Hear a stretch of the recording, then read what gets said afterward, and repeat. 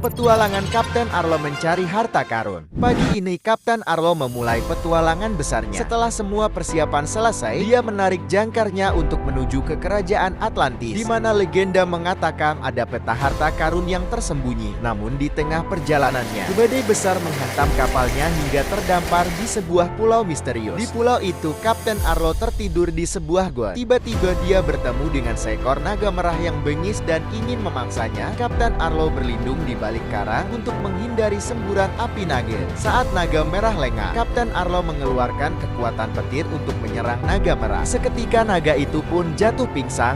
Tiba-tiba Kapten Arlo terbangun dan terkejut karena ada pedang berkepala naga di samping tempat ia tertidur. Kapten Arlo melanjutkan perjalanannya kembali, namun harus berhadapan dengan gurita raksasa. Ayo bantu Kapten Arlo mengalahkan gurita raksasa dengan klik like, comment, share, dan subscribe. Setelah cuaca membaik, Kapten Arlo melanjutkan perjalanannya menuju kerajaan Atlantis. Di tengah perjalanan, kapalnya diserang oleh gurita raksasa. Kapten Arlo dengan pedangnya memotong sulur gurita raksasa yang merusak kapalnya. Gurita raksasa pun marah. Dia naik ke atas kapal kemudian memangsa semua awak kapal dan melilit kapalnya hingga hancur. Kapten Arlo sangat marah. Dia berdiri di atas puing pecahan kapalnya dan melempar pedang naga merah ke arah gurita raksasa. Seketika pedang itu berubah menjadi monster naga yang ganas. Naga merah mengikat dan membakar monster gurita raksasa hingga tewas.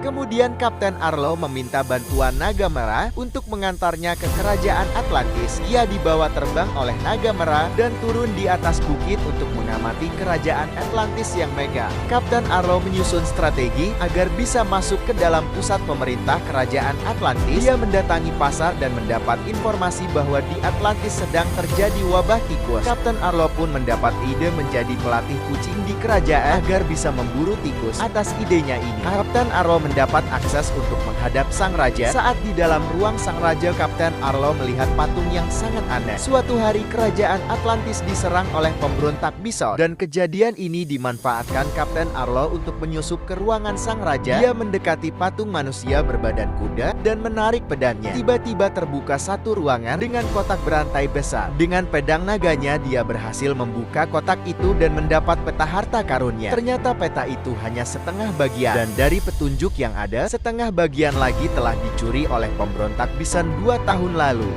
Setelah Kapten Arlo mendapatkan petanya, dia bergegas keluar ruangan Raja Atlantis. Namun di tengah lorong Kapten Arlo bertemu dengan raja dari pemberontak Bison. Mereka saling mengancam untuk menyerahkan sebagian peta. Pemberontak Bison menjatuhkan Kapten Arlo dengan pukulan supernya. Dia melempar dan mencacah topi kehormatan Kapten Arlo dengan pedangnya. Kemarahan Kapten Arlo pun memuncak. Dia menyerang pemberontak Bison dengan kekuatan petir dan pedang naga merah. Hingga akhirnya pemberontak Bison pun tewas. Kapten Arlo mengambil sebagian peta dari pemberontak Bison dan menyatukannya. Ternyata harta karun yang dia cari ada di ruang bawah tanah. Kapten Arlo pun menemukan satu kotak berwarna emas, dan ketika dibuka, cahaya terang keluar dari kotak emas menyilaukan matanya. Ini adalah mahkota Nusantara yang bisa memberikan kejayaan dan kekuatan bagi yang memakainya. Akhirnya Kapten Arlo diangkat menjadi raja menggantikan Raja Atlantis yang telah terbunuh dalam pemberontakan Bison.